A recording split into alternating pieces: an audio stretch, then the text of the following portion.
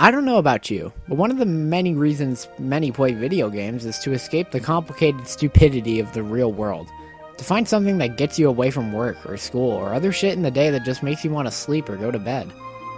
Somehow this fictional world within the pixels of your television screen managed to put you somewhere else. You're not the guy or girl holding a controller pressing buttons. You're Mario, so long gay Bowsering. You're Sonic, speeding through loops and parkouring through hordes of enemies. You're Kirby, inhaling an entire universe in an effort to get that slice of cake. Why is this? We all understand to a point that it's all an extension of human imagination, just another expression of art. Yet games have been getting progressively more and more popular over the years, selling more and more, receiving more and more support, and changing more and more people.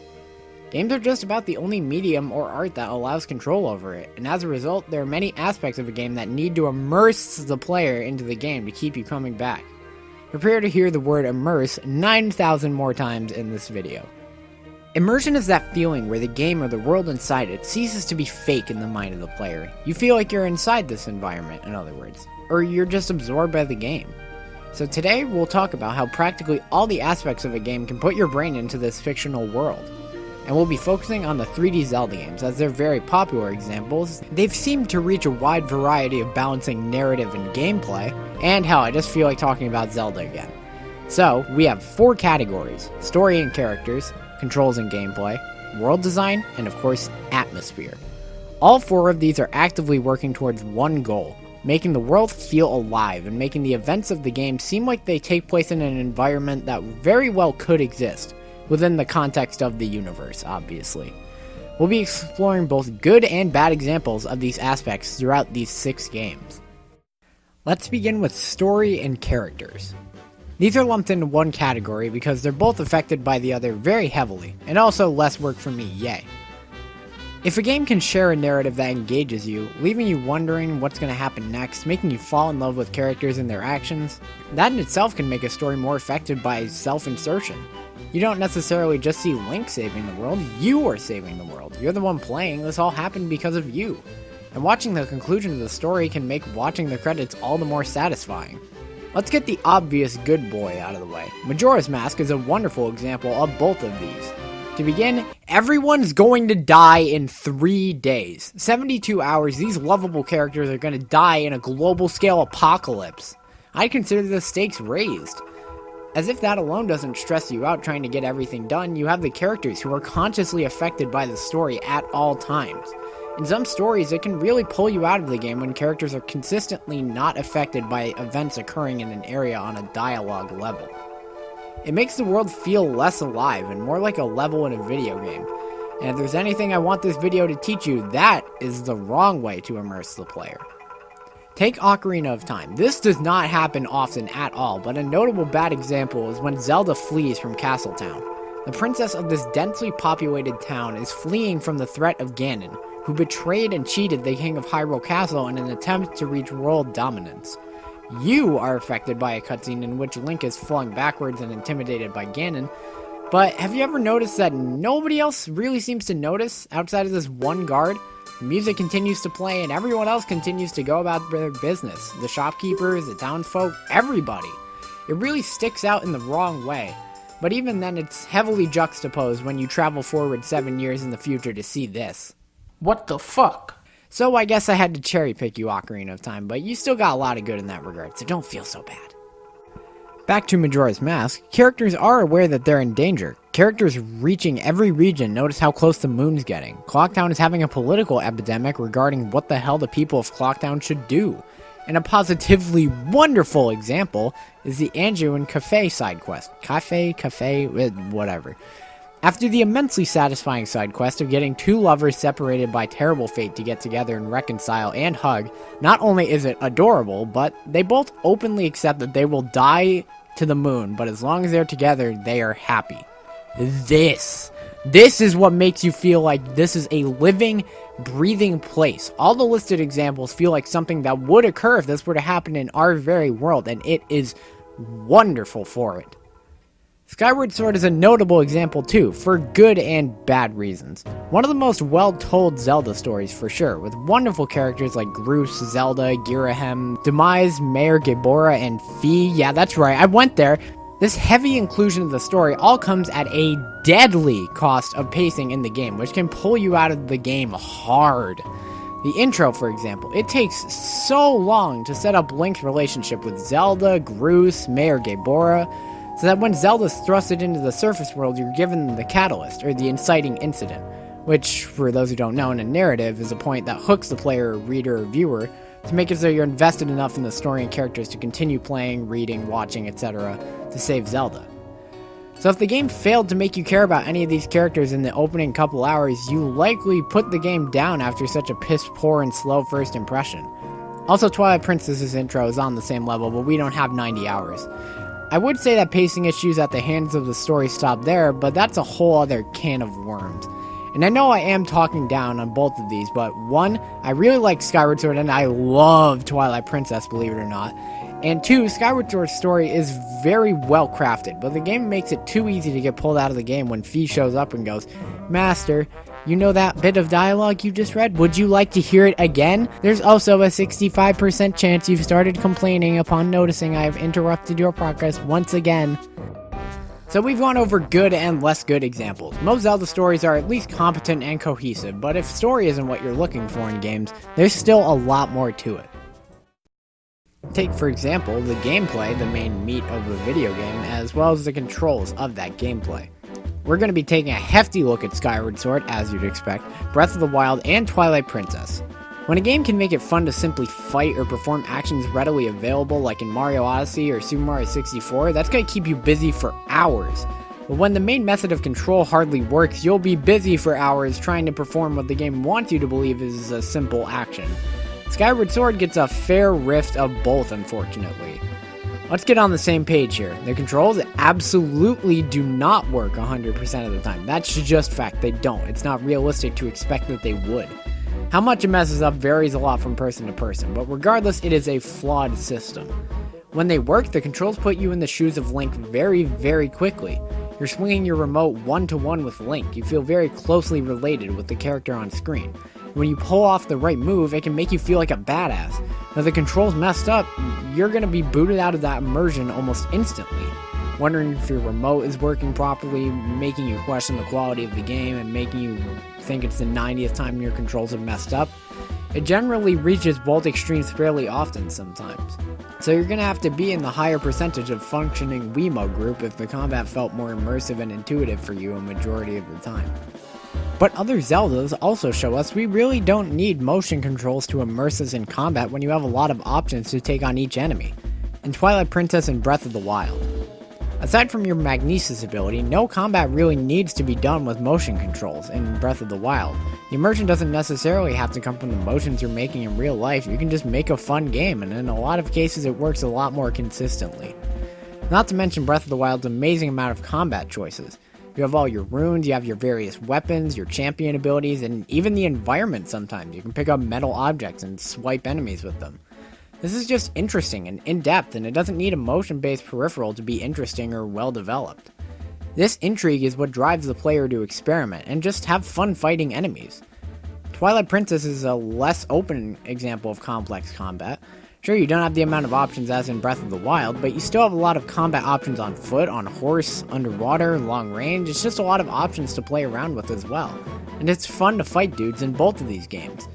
In Wind Waker and previous 3D Zeldas, it still feels fun to fight guys, and you're given the same breadth of options through the items as in these other games, but it feels like there's really only one way to fight the enemies the right way.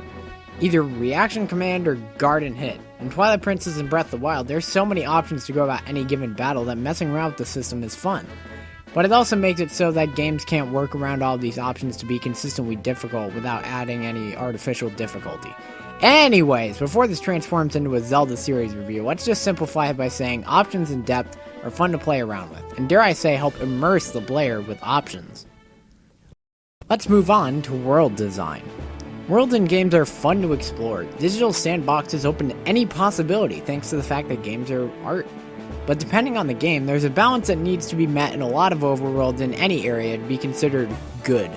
And that's realism versus creativity. Sure, making a wacky world is fun when there's a rift in the time zone or some other global scale apocalypse thing, and all of these games usually have one of these wacky worlds in there. But a world normally wants to feel like an area people would walk through as though it's their normal routine.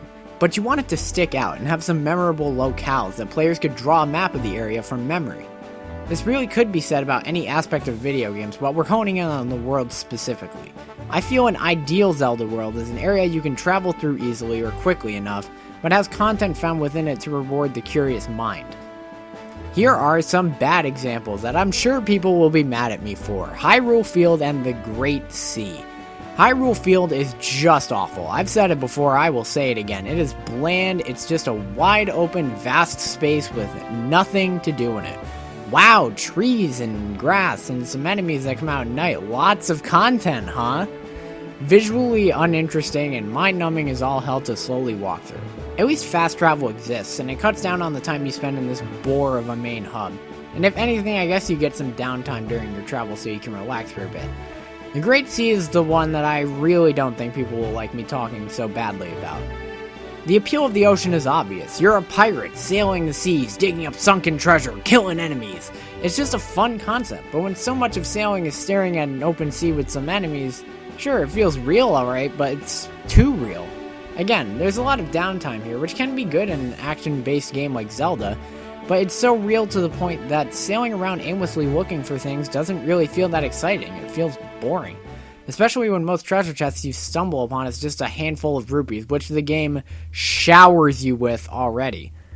But when you do find something notable in the Great Sea, it's pretty great, honestly. Haha. But for some people, the sea really did work, so I mean, this could just be a difference in taste. But for me, it didn't really pull its weight all that well because it acted too real, like a real ocean. These two feel realistic as worlds, but there's not a lot that will stick out to you. I can't imagine you could draw either of these maps from memory. Based on the criteria I laid out, Majora's Mask has an ideal overworld. Let's start with the location of everything. Clocktown, the main area of the game, is smack dab in the middle, with every subsequent region located directly north, south, east, and west of it, making every area easy enough to access on their own. The travel time through overworlds is very minimal once you get the fast travel points, but there's still notable geography surrounding these areas. Astral Observatory to the east, Tree Stump and Angry Bird to the south, mountains and Dodongos to the north, gates and levers in the west. And everything is more concentrated and just more visually interesting and varietable.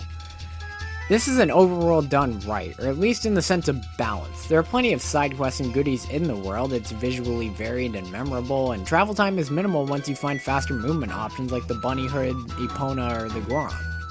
And if anything, what all of these environments get right is making these worlds feel like somebody other than the chosen hero could believably travel through these worlds.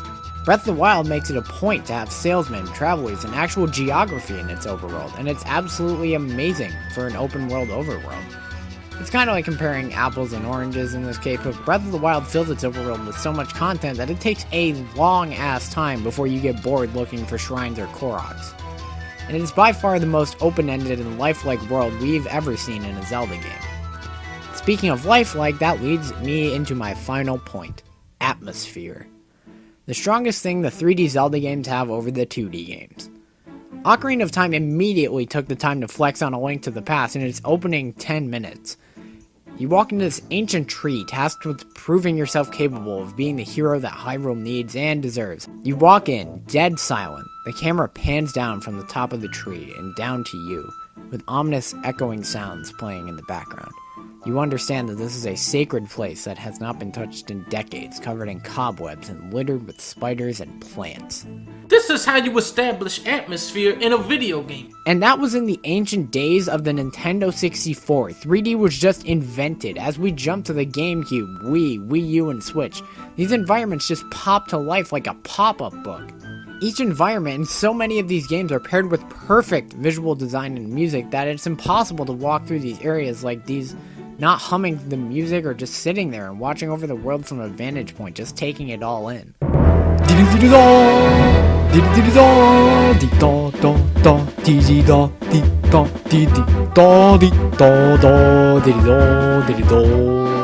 And I'm gonna begin sharing my personal favorite examples of this throughout all of these games.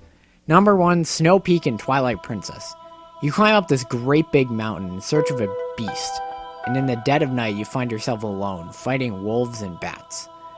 You make your way through caves and hilltops alike, and you finally make it to the top and you get to peer down on the whole mountain, and throughout all of it you hear the beautifully ominous, peaceful, and mysterious track of Snow Peak.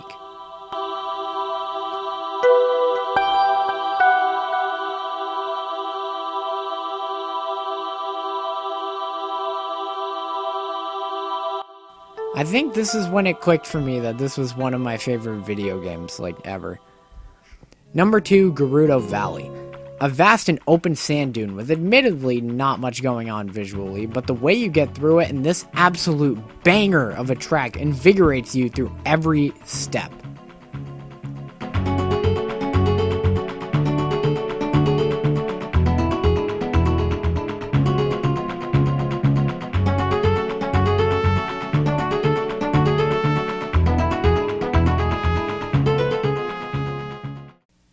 Number 3, Wind Waker's Great Sea. Sure, not a whole lot going on visually, and I would be lying if I said I enjoyed every rupee that I dug up.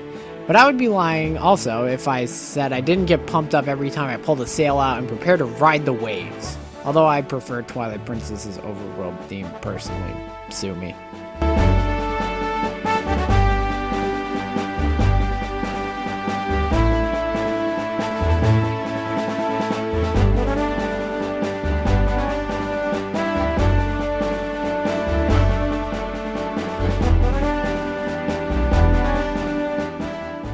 Number 4, Lanayru Sciency. Not only is the time-shifting mechanic wonderful in the original introduction of the idea, but the vastness of the desert and the nice music all just melted into a wonderful pot of mystery and wonder.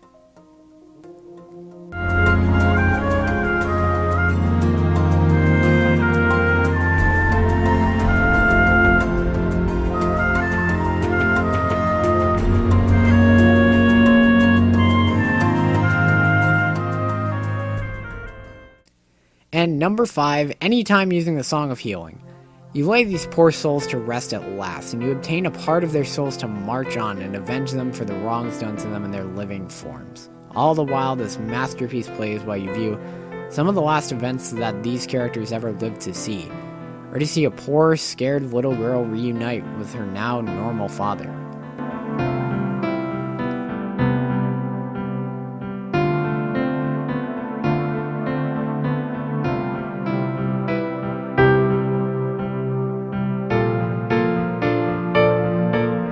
Those are some of the most memorable moments found throughout these games for me, and it's all because of the atmosphere, the visual design and the music blending together to make this environment feel real to me.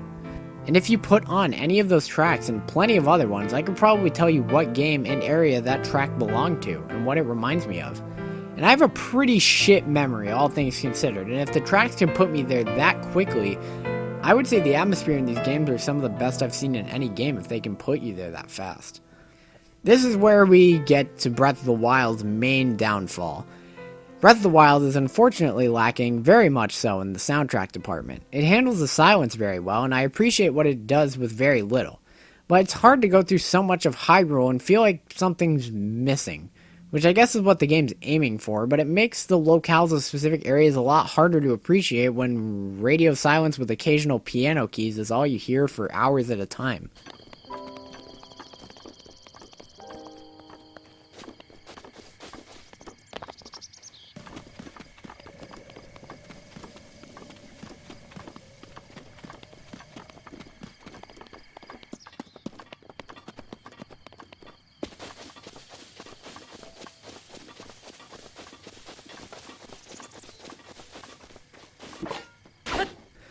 Not to mention, a lot of battle themes don't really stick out all that well from the other ones in the series.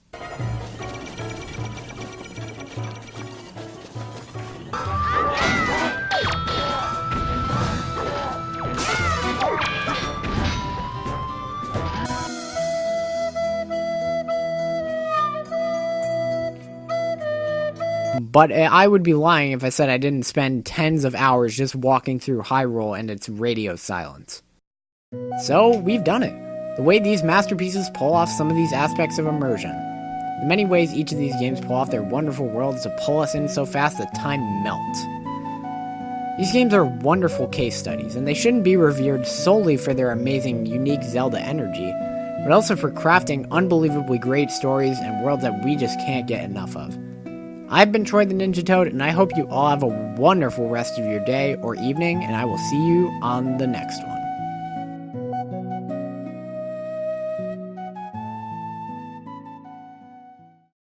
And with that, here are 5-second mini reviews of each 3D Zelda. Ocarina of Time, great atmosphere and dungeons, decent side quests, lame overworld. Majora's Mask, best characters in any game, creative dungeons, very brutal for new players.